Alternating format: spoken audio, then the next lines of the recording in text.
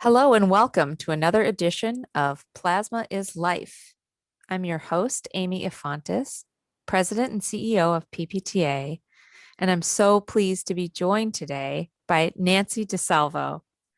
Nancy is Italy's liaison to the GBS CIDP Foundation and lives in Palermo. For those of you who are not familiar with GBS CIDP, it stands for Guillain-Barré Syndrome and chronic inflammatory demyelinating polyneuropathy. That's a whole lot of syllables, but in essence, these are neurological disorders that affect the nervous system. And Nancy's with us today to educate us more thoughtfully about what it means to live with these diseases. So, Nancy, I'm so grateful for your willingness to join me today. Thank you. Hello, thank you. I am honored to be a part of this podcast. Thank you for inviting me and for having me here. Excellent. So I said you live in Palermo. So please tell our listeners a little bit about where you live and what it's been like to live there through the pandemic. Well, Palermo is the capital of the region of Sicily in southern Italy. It's an island for those who are not very familiar with the geography. The pandemic was a very fulfilling experience. Fulfilling because it was kind of difficult, especially when Italy went on a national lockdown back on March 9th, 2020. It was very dramatic and at the same time, an eye-opening experience. The daily news felt like a war bulletin. Daily deaths were counted and we were pretty much frightened, and people did respond very well with the lockdown. Today, I must say things are much better thanks to the vaccination program. And that is very comforting, and it gives us hope for a better new way of living and to continue our way in a social distancing and along with our hand washing program. So that should help us get back to a normal life soon, hopefully. Yes, I think there are, you mentioned hand washing. I think I was reflecting on the things that have changed and probably won't go back. I mean, for me, I know um, I'll, I can't imagine ever getting on a plane without wearing a mask again, whether it's required or not. Or I went to Mhm. a doctor's appointment recently and we were still asked to wear our masks. But I was thinking, Yeah, even if we weren't, I can't imagine. I mean, doctors' offices, as it turns out, have waiting rooms full of sick people. So wearing exactly. wearing a mask makes sense. So I think there are Yes, things that have will improve our public health standards. You're right about that. I I agree.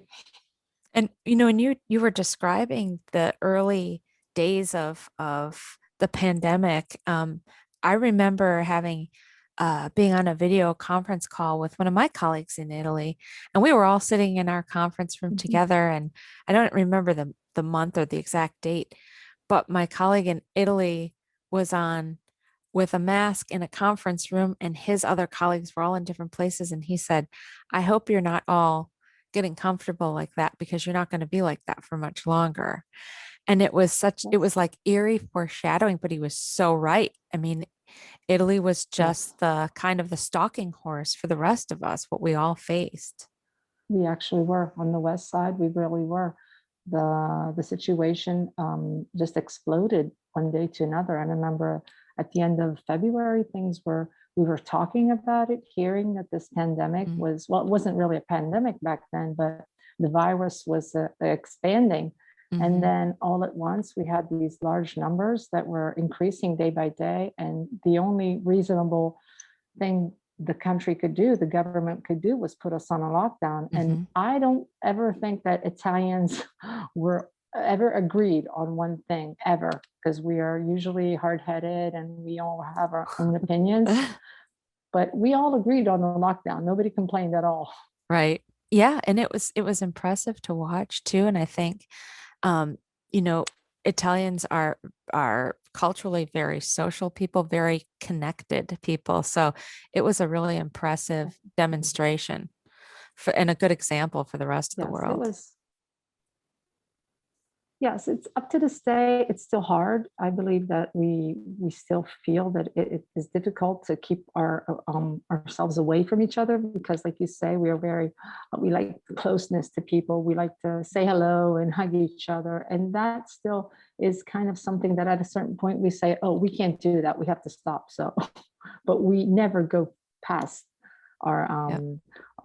rules, our Yeah. new rules. I'm not being too close, even in the conference rooms wearing our masks. It's a constant now. And I must say, it has helped because I've noticed that nobody had the flu this year. Yes, Nobody had other simple influenzas. So the mask does help. exactly. Same. I had the healthiest winter of my life, actually. I'm knocking on wood and grateful. Um, well, so Yes. I know that you're the Italian liaison for the GBS CIDP Foundation, but um, you're also a board member. So tell us how long you've been in those roles and a little bit about what you do for the foundation. Well, I have been the Italian liaison for the foundation since 2012. I originally started with the Italian CIDP Association because we had this small association, which was the first in Italy. And together we tried to help patients here, trying to bring together what Estelle Benson had done in the United States, Hmm. which is something very big. I never think anybody could reach that kind of situation, which was extraordinary. Yeah, But impressive. together, yes, when the association reviewed its volunteer program last year due to some new laws in Italy, it did not recruit any more volunteers. Mm. So therefore, I just continue my service exclusively for the foundation. But of course, always in the benefit of previous and newly diagnosed patients as a CIDP patient or as a GBS survivor, because I was once that. I was a Hmm. patient who had so many questions and many problems that I did not have the answers that I needed from the doctors because the medical information was clear, but I needed to know more. So that was something that it is important for us to do as a liaison to be there for patients. Then in 2019, I was invited to be a board member, and it was the highlight of my life Hmm. because I never thought I would reach that kind of important role in the foundation. And of course, I accepted it, and it was very, very honorable. It was an honorable um, thing that they provided for me. I really, really appreciate it, and I do it with great pleasure. Well, I think you're exactly the kind of person that any board would want, Nancy, because I remember when we first met, what impressed me was that your compassion, your passion, your commitment is so palpable. So I think you're must be a great asset for them. So Thank you. you mentioned that you have a personal connection with GBS and CIDP. Can you talk a little bit about um, what how did you first know that you were experiencing, what were your first symptoms, and then how did you handle that?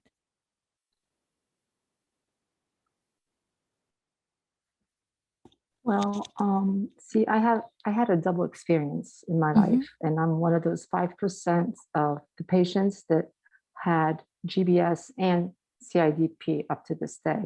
I Hmm. was first diagnosed with GBS when I was 20. I did not remember any symptoms at that time because I was young. I didn't, maybe my legs were weak, maybe I was tired, but I thought I was just over partying at 20 Hmm. years old. That's what you Sure. usually do. So I remember waking up one morning, and as I got out of bed, I just fell on the floor. I felt like a rag doll. But like I said, at age 20, you think, oh, well, maybe I'm still sleepy. Maybe Hmm. last night I partied too much. But then the situation got serious because I could not control my body. I could not walk. I couldn't Mm. do anything that I had done the night before. And Terrifying. I was admitted Yes, it was because I just I couldn't imagine what was going on. In fact, Mm-hmm. I was sent to the ER and they immediately admitted me to the neurological ward. And by the time it was, I'd say about 10 p.m., because I remember the exact moment, Mm-hmm. I just couldn't move. I was paralyzed from my neck down. Oh. And that was something that then put me in a situation in which I started to think about the days prior to that situation. And I Mm-hmm. then focused and remembered that I couldn't move my foot very well. I kept on tripping. Mm-hmm. I had given the fault to a new pair of shoes because I Mm-hmm. thought that was the problem. But instead, it was a signal that I had, but just did not focus on it. Right. And GBS is very acute. It just, boom, it just gets to you. And in just a matter of short time, you get this situation in which your body, your peripheral nerves are Mm-hmm. attacked, and actually they're mistakenly attacked because it's our immune system Mm-hmm. doesn't recognize the nervous system, and it's just like Wow. this competition in your body. And at a certain point, your nerves don't receive the signals from the central brain, and you're just paralyzed completely. So it's your It was, body sort of attacking itself. yes, yes, that's the immune system that just goes nuts. That's what I thought when they told me. I said, how's that possible? But they explained, and it happens. But they also told me with GBS that I would recover, and many times patients do recover. Mm-hmm. Maybe sometimes you will continue to have some degree of weakness and some problems, some difficulties, but you can live with it. And I did, because Mm-hmm. from age 20 to about age 26, I felt pretty good. I had some issues. I got tired more than usual, but I could live a normal life. I Mm-hmm. continued with school. I went to work. But after a certain amount of years, about 10 years after, I started to feel this weakness again, and I kept on falling. Mm. I mean, in 2 years, I had two fractures on both my feet, luckily in separate occasions. Mm-hmm. I sprained my left ankle, then I sprained my right ankle. But again, I wasn't following the signals of my body because I was refusing to admit that something was Mm-hmm. wrong. Up until I just felt my limbs that were very weak and I couldn't go up a stairway. So I went to see a neurologist. And from that point on, we started with some exams. And it took me 2 years to discover that I had CIDP, which Wow. is basically, sometimes they consider it the chronic counterpart of the Guillain-Barré. Mm-hmm. And since 2006, I have been living with CIDP. And I must say, I feel that I have not defeated it because I can't defeat it, but I have learned to live with it Mm-hmm. thanks to the treatments and all the medical support that I have had during these years. That's great to hear, but I think it's what's interesting, probably for people listening, you made two distinctions, or you made a distinction between when you were first, when you first had Guillain-Barré and then CIDP, the difference in how you got your diagnosis. So take us back to your first, Yeah. when you had GBS. How long did it actually take then to get a diagnosis? I must say, Guillain-Barré was diagnosed within 24 hours Mm-hmm. because the situation was so obvious and acute. Then they gave me, I went through a lumbar puncture, Mm-hmm. and where they just view what's in your spinal cord, and the exams, the proteins, and I suppose the the levels were such that gave them the answer immediately. It was Guillain-Barré. In fact, with Guillain-Barré, after a certain amount of weeks, like the Mm-hmm. first 2 or 3 weeks, you have this total paralysis, which can sometimes take you under ventilation because even your respiratory system is involved. Right.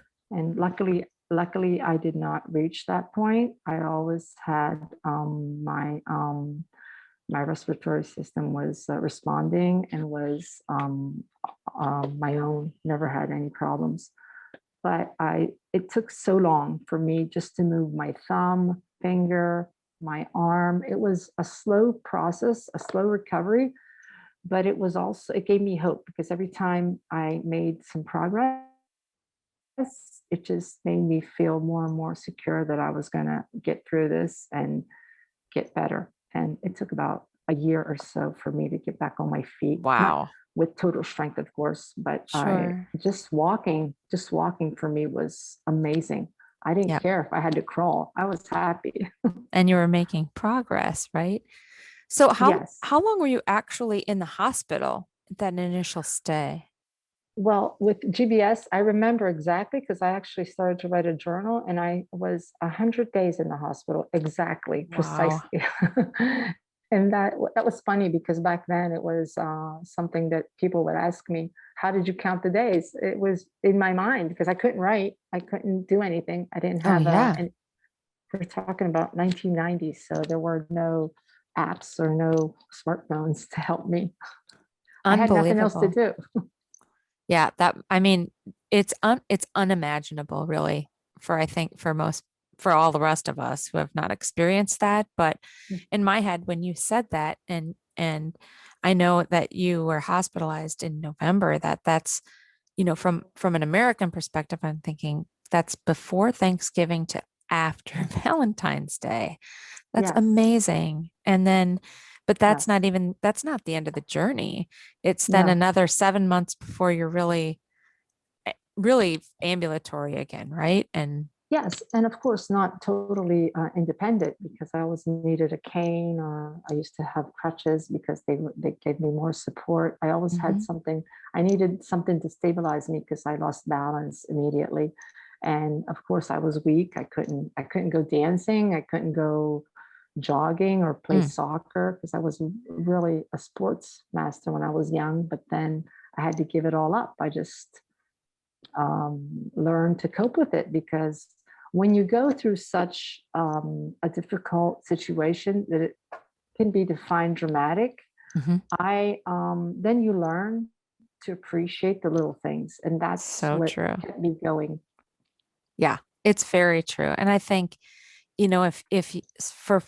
for people who haven't had a protracted sort of or a chronic illness, it's difficult to get that, but most people will at some point in life, and it really does put things into perspective, and it makes you Yes, appreciate things that you didn't before, and you see the yes, world differently, right? absolutely, yes, I agree. So, how did your doctors? What did they use to treat you when you were initially They diagnosed? they treated me with immunoglobulin. I had infusions intravenous, and they also treated me with corticosteroids at the time. But then they Hmm. suspended those because I only got better. My body responded with the infusions of immunoglobulin, and that Hmm. was my lifesaver. That Yeah, was, and that still is my I call it my recharge because yeah, without it back then I would have never gotten better, and today, without it, I would not be in the condition I am today. sure. That's amazing. So tell us, how often do you get your infusions then? Well, after to make it to be precise, after GBS, you don't Hmm. really need therapy anymore because you recovered from it. Okay. But like I said previously, I then was diagnosed with CIDP in 2006, this Okay. chronic version of Hmm. this neuropathy. And that is an ongoing disaster, as in my immune system Hmm. continuously attacks the myelin on my nerve. I see. So the infusion, the immunoglobulin, it kind of washes out my crazy immune system, and it gives me new white blood cells, Hmm. and that way I have the time to recover, and my muscles, the sheath on my nervous system recovers, and I'm able to do, like I said, what I do today. It took me Right. years to come to this point because I was wheelchair bound back in 2006. Oh, wow. And yes, and today my infusion is a weekly infusion because I do subcutaneous infusion, Ah, okay. which changed my life completely because it's like I am the owner of my time That's because wow. yeah, because I get to do it at home while I Hmm. watch TV, while I read a book, sometimes even when I'm working, because I've been home smart working with the pandemic. So while I'm working, I can do my infusion and it just gives me hope and a new perspective also in what I do because I know that thanks to that infusion, I'm able to do what I do today. Otherwise, it would just be a continuous recall to the hospital because I would have Sure. relapses and other issues. So yeah, you mentioned that. So after GBS, you basically had a 5-year reprieve. I mean, and you didn't think of it then as a reprieve. You thought, I'm better. That's behind me now. And then you get to Yes. this, you get these new symptoms, which must have been so disheartening. What was your sort of first thought? What did you think it was? Oh, well, unfortunately, I kind of knew it was CIDP Ah, because I was already, yes, I was a member of the foundation as a patient because right. the foundation back then, they were my support group. I was following their podcasts, their newsletters, and of course, the news was always the new discovered CIDP. And when I started feeling these new symptoms, and I Hmm. kept on falling, and I knew that I was not well, I kind of feared it. In fact, maybe that's why I didn't go to the neurologist immediately because Hmm. in a way, I kind of refused to have another issue. And when they did mention that it was CIDP, automatically I knew what they were talking about. So it was devastating. All Sure. my strength and my courage kind of fell down. It was overwhelming because I thought I had gotten over it and I had recovered and Mm, I had had my trial in life. Instead, it wasn't that wasn't the plan. Something else right. had to come up. And but it did help me to know what had to face and what I Hmm. was going to face because it was um it was something that I had gone through before, and I knew that if I didn't work hard, like, and if I didn't do my take my medication, I would have gotten worse. Yep. Yeah. Well, and that's such a tribute, I think, to the foundation and to what patient advocacy groups do in educating Mhm. patients because it's empowering when you know something and you know it's very empowering. You're not left at the mercy of, and sometimes even, if you go to your general physician, they may not know, right? So it's really True. helpful to be that empowered. Yes, so true. Unfortunately, the general physician sometimes really is doesn't know how to face a rare disease because we are Right. talking about a rare disease and it's a Right. degenerative disease, and they are helpless. And I could see in my doctor that he was just he didn't know how to help me, Yeah. but it was together we found the way found the right hospital to treat the this new disease for me.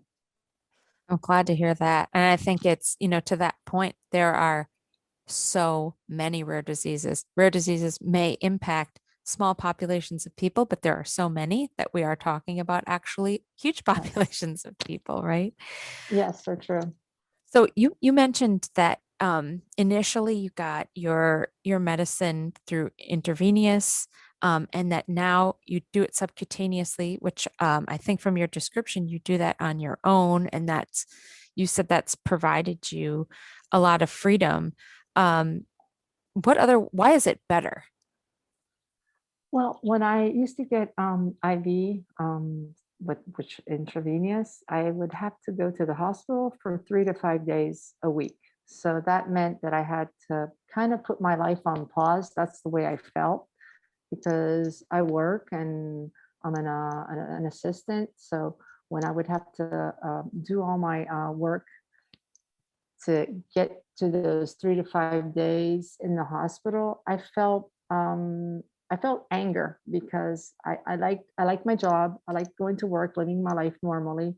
But when I would have to go to the hospital for 3 to 5 days, and it also gave me a lot of side effects personally, because not everybody had side effects.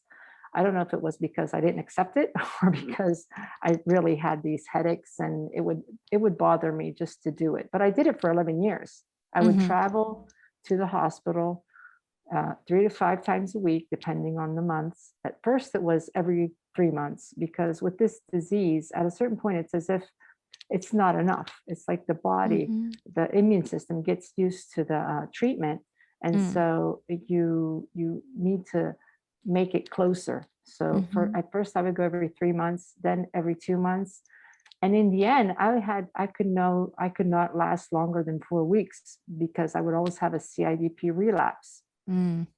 That's when my physician suggested that I switch to subcutaneous, which for me was great. I just couldn't wait to do that, because like I said, I like my job. I wanna be on the job every day if I can, and I want to live my life like a normal person with some limits. I understand that I do have some limits, and I accept that. But if there's a way that the treatment can help us to live a better life, I'm the first to accept that. I'll be out there trying anything just to do what's good for us. And it also the infusion that way kind of gives you a constancy. You don't have the time to have the relapse, because in between the infusions, you could feel that your energy would go low. So tapers, sort of. Needed that. Yes, exactly. I would call my infusions recharge. I felt like an iPhone or a cell phone having to be recharged to boost that battery back up. Yeah, I've heard that description from other patients too, not just in GBS either. Yeah. Yes, and it's amazing. I love the therapy that I do. I'm so proud of it, because it really makes me feel free. That's what I feel. I'm free to decide when and how to do my therapy. That's great to hear. And obviously every patient is unique and different. People have different preferences, but I'm really glad to hear that you found a path that gives you that kind of freedom. And you also mentioned that that there's a lot of physical challenges, and I think it makes sense. We're talking about the nervous system. You mentioned falling. So do you receive physical therapy? Yes, I do. I usually go twice a week. If I need it, I can go a third time. And I must say, if whenever I miss a session for any reason, I can feel that something's not going the way I usually feel, because it just helps my muscles, it helps my joints, and it also releases like my anxiety, because being able to do some exercises that sometimes I feel I cannot. Instead, when my physical therapist makes me face my limits, and I realize that I really can, because sometimes we just refuse to try because we think, oh, I can't do that. Instead, trying is necessary, because then you realize that you're getting better. Yeah. Thanks to the infusions. Well, and these are things that you can't necessarily find on your own. You need someone else to help you through that. And I think the supportive services are so critical, not just for CIDP, but for any patient with a chronic disease. So do you get any other support services?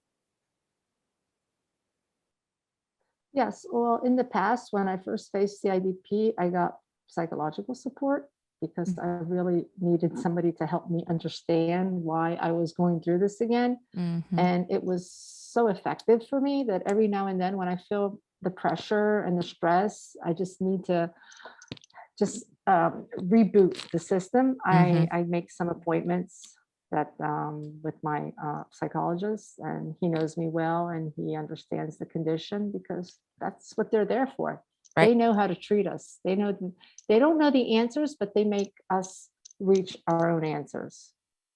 That's really good to hear. And I think, again, it's so essential. The support services in managing disease Mhm. is really critical for patients. So, we've covered a lot today, but I'm wondering if there's anything else that you want people to know about GBS CIDP. Well, yes.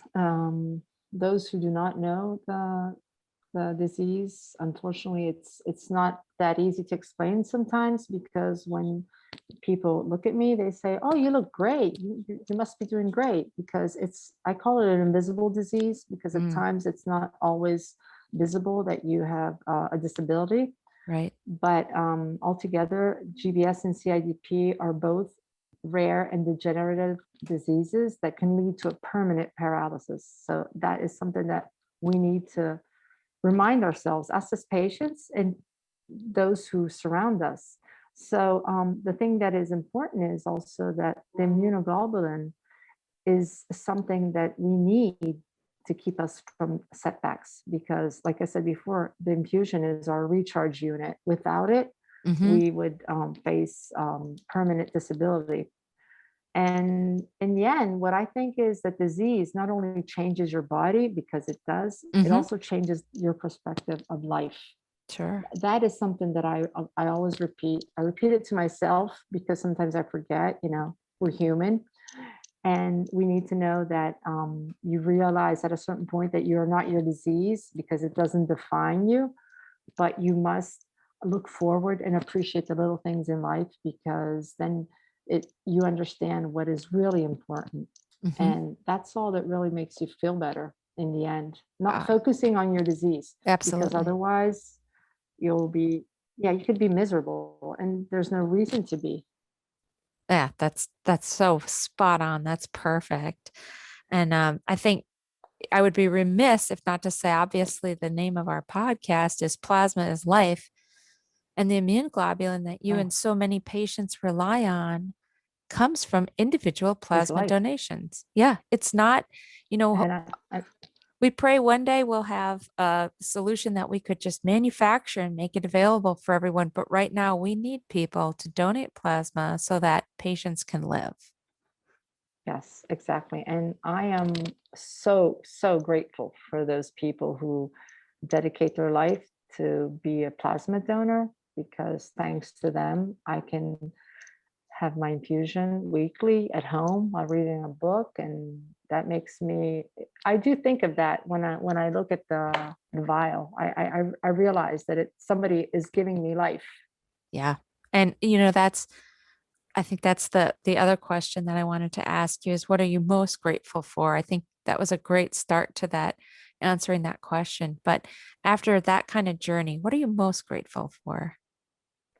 Well, besides what I just said about the donors and the Hmm. infusions that keep me free and living a normal life, I am also grateful for the courage and the inner Hmm. strength that I really never thought I had, because thanks to that, it helped me accept and face this disease. And like I've repeated more than once during this podcast, I'm grateful for life, because Yeah. being able to walk, talk, make plans, and living every moment, knowing that what it means to be paralyzed and having to depend on others, it gives you a whole new focus on life. And I'm always grateful for that. I never want to forget that moment, because it's important to make me understand what today I really want. Oh, that's wonderful. Wow. Well, I'm grateful for you and for your willingness to share your story. And I hope that, Thank that you. anyone who's listening to this understands the importance of empowering yourself as a patient and knowing that this information is available, and for everybody else out there to understand how important it is to give plasma, to give life to others. So, Nancy, thank you so Yes. much for joining me today. Thank you. And thank everybody out there who is helping us. And I'm very happy to be a part of this podcast today.